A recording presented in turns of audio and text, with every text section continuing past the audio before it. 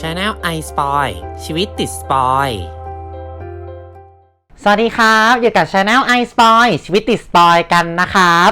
วันนี้เราจะอยู่กับช่วงรีวิวนิยายกันกับนิยายเรื่องนี้กันเลยนะครับผม Love Storm พายุรักถมใจเนาะซึ่งตอนนี้เอามาทำเป็นซีรีส์กันนะครับและแน่นอนว่ามีคนขอมาเยอะมากแต่ว่า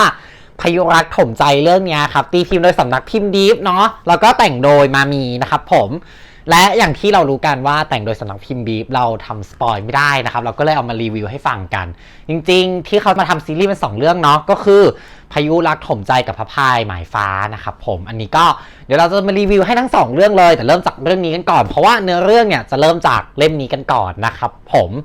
อันนี้เนี่ยเป็นนิยายในจักรวาลของมามีเนาะเพราะฉะนั้นเนี่ยมันก็จะมีความตัวละครเชื่อมโยงจากเรื่องก่อนๆหน้านี้ถ้าเรื่องนี้จะมีเทสเลิฟกับทายมีนะครับเสพร้ายสัมผัสรักเนาะที่เป็นภาพพี่พาคินนะครับพายุพระเอกของเรื่องเนี่ยออกมาตั้งแต่เทสเลิฟเลยนะครับเพราะว่าจริงๆแล้วว่าเป็นเพื่อนกับพี่โอ๊ตพระเอกคนหนึ่งใน3ของเรื่องเทสเลิฟนั่นเองแล้วก็เป็นคนที่เป็นคนทำพวกเครื่องยนต์ขับรถให้กับพี่พาคินซึ่งก็คือพระเอกของทรายมีนั่นเองถ้าเกิดว่าใครยังไม่เคยอ่านนะครับเดี๋ยวเราจะแปะลิงก์ไว้ให้ข้างล่างนี้เนาะไปหาซื้อกันได้นะครับแล้วก็จักรวาลของเรื่องนี้มีแบบกว้างขวางมากนะเรื่องของพี่พาคินสนุกมากนะครับเรื่องของเทสเลิฟเดี๋ยวเราจะมาทำสปอยกันในเร็วๆนี้นะครับก็เดี๋ยวไว้รอดูกันเนาะกลับมาที่เรื่องของพายุรักถมใจกันเนี่ยนะครับเลิฟสตอร์มเนี่ยจะเป็นเรื่องของพายุครับพายุเนี่ยเป็นพระเอกของเรื่องเนาะแล้วก็ปรากฏตัวอย่างที่บอกว่าตั้งแต่ในเรื่องของเทสเลิฟแล้วนั่นเองนะครับตอนนี้ทำงานเป็นสถาปนิกแล้วนะครับก็คือจบไปแล้วนั่นเองส่วนในเอกของเรื่องเนี่ยน้องเลนเป็นเด็กคณะสถาปัตย์ปี1นะครับแล้วก็บังเอิญมีเรื่องเหตุการณ์ให้ได้เจอกันซึ่งเขาก็จะมุงมิงกันนะครับเรื่องนี้ไม่ได้มีดราม่าหนักหนาอะไรมากนะครับแต่ว่าตามสไตล์ของนิยายมามีเนาะก็จะมีเหตุหักมุมบ้างเล็กๆน้อยๆให้รู้สึกแบบตื่นเต้นในตอนใกล้จบแต่ว่าโดยรวมแล้วตั้งแต่ต้นจนถึงกลางเรื่องจนก่อนจบก็คือมีแต่ความฟินสนุกมากนะครับอันนี้ขอให้ไปลองอ่านกันเพราะว่าจักรวาลนี้กว้างมากแล้วก็พระพายหมายฟ้านะครับเรื่องต่อจากเนี้ยก็พระเอกในเอกของเรื่องนั้นน่ะพระพายกับสกายเนี่ยก็จะเจอกันในเล่มนี้ด้วยเหมือนกันนะครับก็มันจะมีตอนอยู่ตอนต้นไหมก็กลางๆแล้วเหมือนกันนะก็ไปลองหาอ่านกันดูได้นะครับอันนี้สนุกมากสำหรับใครที่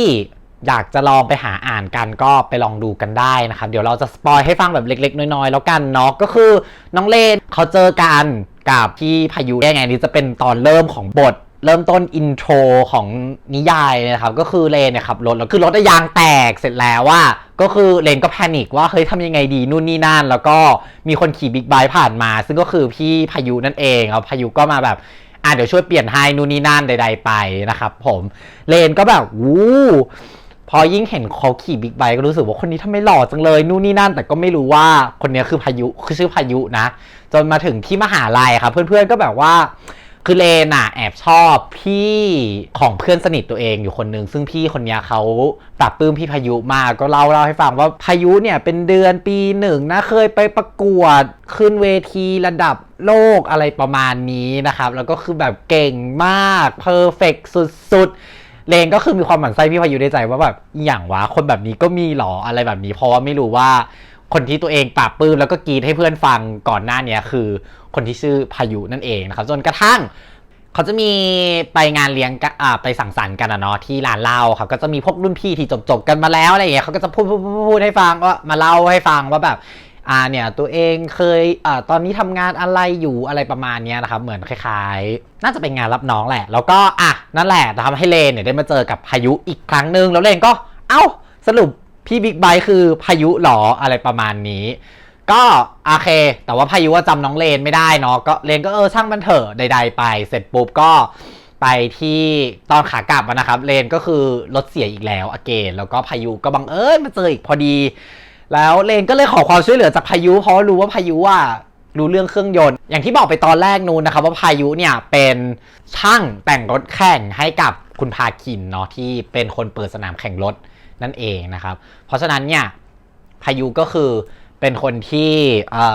เก่งกับเรื่องพวกนี้มากแล้วเลนก็เห็นพี่เขาเปลี่ยนล้อให้อะไรอย่างเงี้ยก็เลยมาขอความช่วยเหลือพายุก็คิดว่าน้องอ่อยเขาครับแต่ว่าคือรถมันก็เสียจริงๆนั่นแหละ แต่ว่าวันนั้นฝนตกหนักมากพายุเข้านะครับผมพายุก็เลยบอกว่ามันไม่มีอู่ไหนมารับหรอกนะแล้วก็จะนั่งแท็กซี่กลับจะรออยู่คนเดียวหรอแถวนี้ก็เปี่ยวนะอะไรแบบนี้แต่ว่า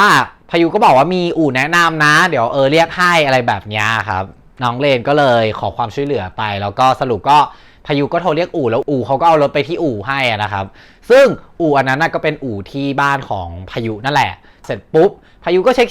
ครื่องให้นะแล้วก็ให้น้องขึ้นไปอาบน้ำเพราะว่าบนนั้นจะมีห้องนอนของพายุอยู่ด้วยปรากฏว่าพายุเข้าใจว่าเลนอ่อยเขาก็เลยจะอะไรกับน้องนะแต่น้องก็เลยด่าไปว่าแบบไอ้โรคจิตอะไรแบบคือน้องไม่ได้คิดจะอ่อยจริงๆคือกูต้องการความช่วยเหลือไงเสร็จปุ๊บ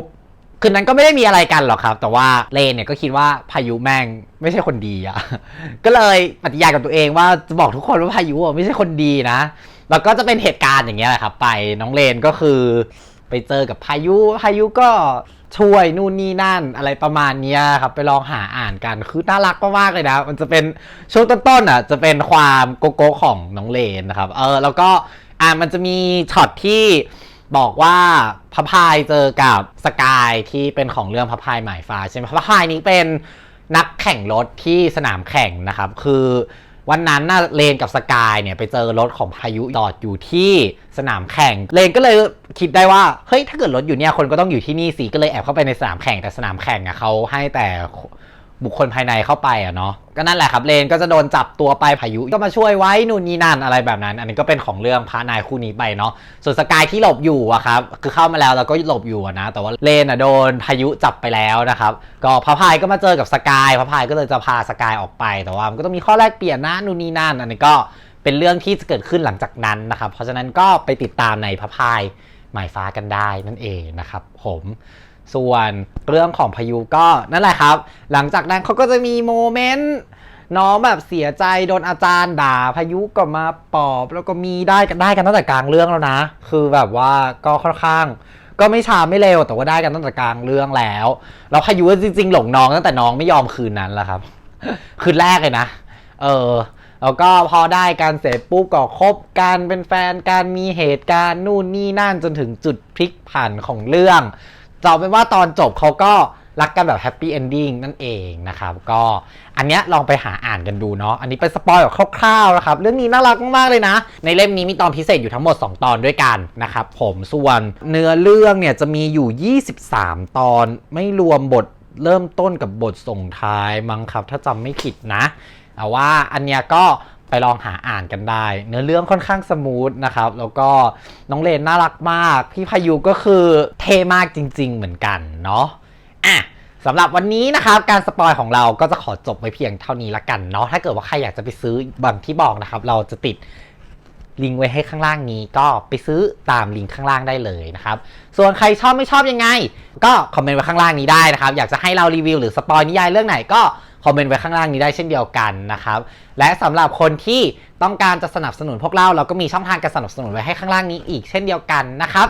วันนี้ไอสปอยก็ขอจบการรีวิวไว้เพียงเท่านี้ครับผม